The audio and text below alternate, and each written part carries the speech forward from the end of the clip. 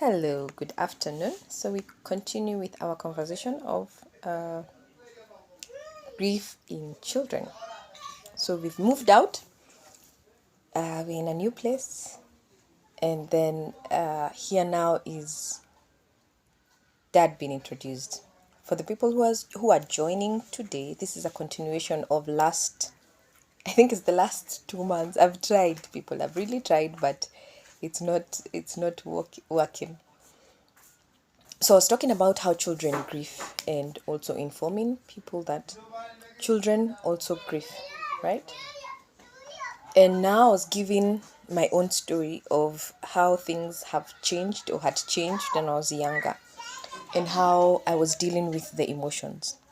So as of the last time we had, do I say forced, or I found that my mom had moved and I was not informed. So one of the things that you're supposed to do as a parent to your children is, if you're planning or if you're sensing a drastic change that is going to take place, and yes, children adjust very fast and they adapt to new environment very fast, but it's advisable from now my professional view to loop them in terms of, if you're planning to move, let them know that there is a possibility of moving from this place to the other place. If you're sensing that there is going to be a financial change, it's good for you to mention to them that things are not working out as planned or as have always been. There's going to be a change in how we are running things. But then now, when it comes to something like a death, it's not hiding from them that someone has passed on or that they've lost someone, either a parent or a relative. You always let them know that the situation is example. Like in my case, when I lost my mom, my children were aware that their grandmother is unwell. So what this was like solely a personal decision. It's like it's important for them to spend some time with their shosho. Shosho is being grandmother, now my mom. They spend some time with her so that first they get to know her and maybe have some memory of her. It helped a bit, but not so much. And then also for them to appreciate that. And now, with every time that she got worse, they would have a conversation in regards to Shushu is not doing so well, and they'll ask questions. What is happening? And I'd explain that. Well, we are praying for her to get better. We are doing everything we can, but we don't know, right? So now I found the house completely empty. Back to now my own story. I found the house completely empty and no one is at home. And mom tells me, we go. So now me there, I am confused because I've never known any other place apart from where we were living at the time. And I said we were living very close in the same environment with my grandparents. So when we leave, we go and meet now my dad somewhere. And then let me explain something that is also something huge in our society today. The father figure. Now for me, I knew the male figures in someone's life is uncles, or grandfathers. So the first time I met now dad. For me, I didn't. There was no comfort of saying dad, and I didn't even know, like, can I even call him that? So when we went to meet him, he's the one who took now mom and myself to the new house that we were living in. And now we've gone to this. It was a really nice house. Like, it was really, really nice. There was an issue of transport because now it was a bit high end compared to where we were coming from, that most people were using their own private vehicles. And so, like, the mode of transport was what we used to call them kangodi, the small minivans. So that's what you would use to go to school, come back from school, or wherever it is that you are from. And the house was really nice. Like for the first time, we were having a master in suit. That time I did not know what that meant. But and then there was a bathtub, which was the upside of it. And so by the time we get home, like majority of the things had already been organized. So I was like, wow, everyone knew.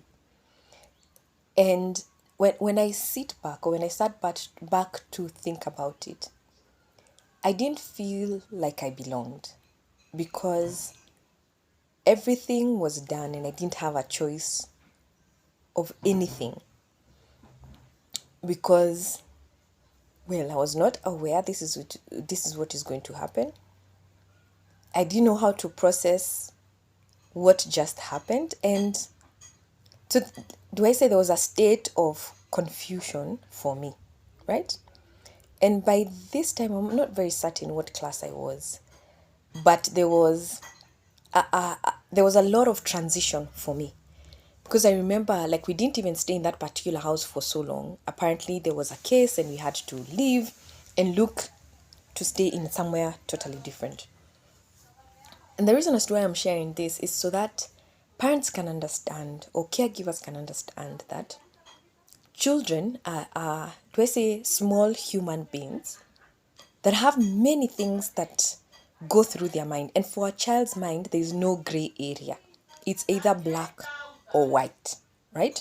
So you can't tell a child that person is bad sometimes, so you can greet him today but not greet him tomorrow because it's totally confusing. Like, so we have left there. Are they still family or they are not family? And I had never seen such a thing, right?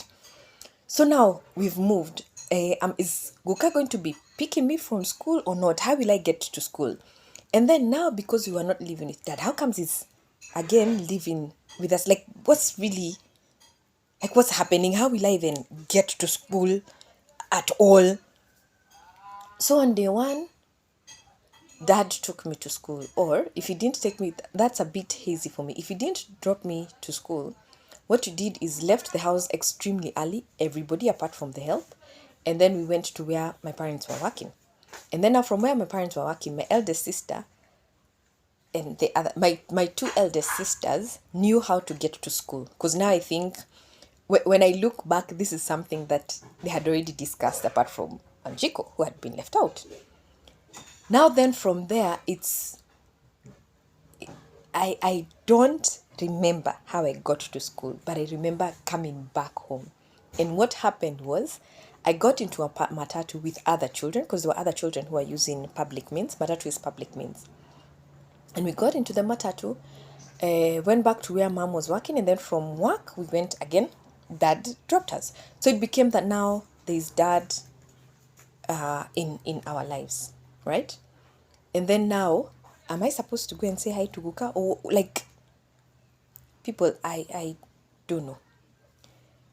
And looking back at my own life, this is when I started struggling with belonging, self-esteem, and even speaking out, right?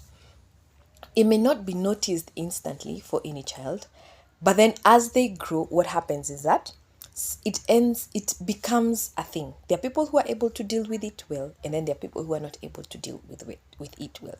So what happens to children is when there's been such a drastic change, they're going to start reacting. And it can be a reaction of any way. And this is where sometimes parents will say, the children are not listening to me, they've become naughty, disobedient, they're doing this and they're doing the other. So for me, what I ended up doing is withdrawing, right? Because I feared being beaten. Like I really feared. And then now I don't have anywhere that I can go to because everybody else is like in their own, but I'm not seeing like they're in their own group. I'm just looking at it as a child, black or white. If you don't tell me, you're not my friend. If you people can do this, then I'm not part of this, right? And for the longest time, I've always been different in my family. My eldest siblings like had a good relationship. Now we do, but at that time it was quite different because I think their age difference is very, very minimal. Then for me and the eldest, the one that I follow is like almost 5 years, right? So now by this time, a child can you can lose your child or you can bring your child closer based on personality of the child and now how you handle the situation. All right. But then our parents and the generation of our parents didn't know how to discuss life changing, life threatening situations with the children because we were assumed, well, you're a child, like you don't understand or know anything. But children actually do, right? So how do you help your child in the transiting of something? Because again, you remember we said grief is not only loss of someone by death, it can be loss of relationship, it can be loss of a parent. Now, like for me personally, it was loss of grandparents and what I was used to from a very tender age, right? And in that situation, now that I have grown and done psychology, is that you involve your children. And sometimes you can be afraid that the child is going to spill beans, they're going to say what is happening or this or the other. But then the best thing will be telling them and explaining to them in a way that they don't have to say it, and or for you to feel that they are spreading rumors or your secrets. It's just letting them know that situations are about to change. We might be moving, or there are few things that will change. Like my mom would have told me, Kuka will not be dropping you. We'll have to find another way to get you to school because there are few changes that are happening here and there.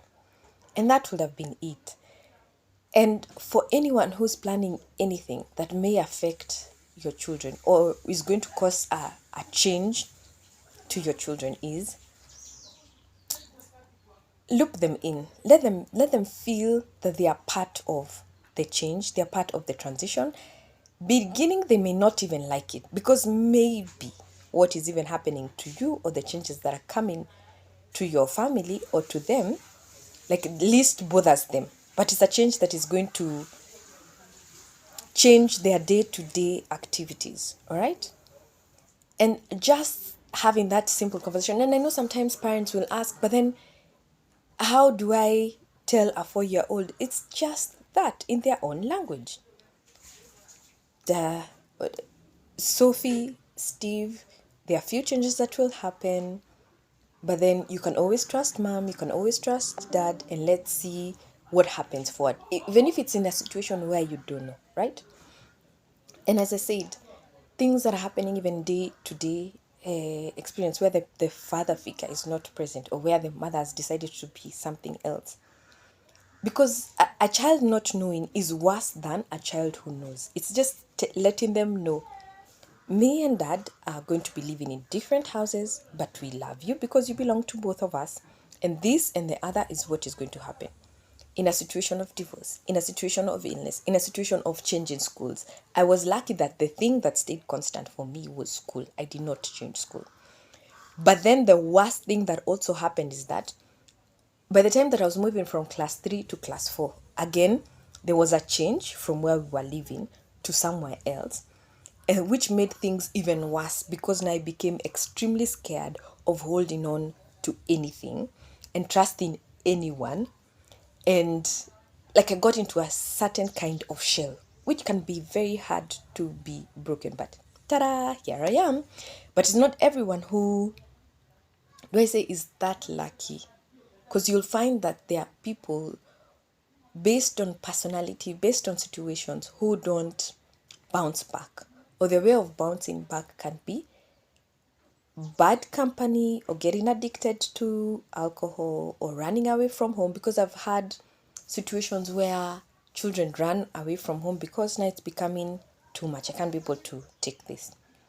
In a situation where there's abuse, a child also needs to be informed that this is what is happening. It's not right. Maybe there'll be this change, or be the other change, or there'll be this or the other. Okay? So as we proceed with this conversation, always remember that children have feelings and they have emotions, and sometimes the emotions can be overwhelming for them that they don't know how to process or even ask. And even for you as an adult, it may be hard for you to be able to handle every child's emotion, especially if you have more than one child, because each of them is an individual. But then when you're okay, and when you're, do I say, when you're safe in whichever choices that you're making, or when there's a hope in you, you're able to also give hope to your children. All right? And this is what I mean. Not that you will have all the answers, but just even having a glimpse of hope that even if this happens, we are still okay. We will be fine. We will figure it out. I don't know how tomorrow will be, but we will figure it out. That takes a child a very, very long way. All right? So, next time I will talk about one of my children going through grief, because it was really, it's what like even opened my eyes to, yes, children have emotions and how they also grieve, because it's a conversation that we're having today, so many years later. Well, I have a lot to share. So anyway, thank you for listening. Kindly share, subscribe, ask questions, and you can reach me on psychologistoncall.com. That's my website. You can find me on IG. You can find me on Facebook as Wanjiko Mbrigi. Thank you. Until next time, I will try not to make it so long, but until next time, always have chats with your children, no matter how much overwhelmed you feel. It's very important. Trust me, it will help you in future. So, see ya for now.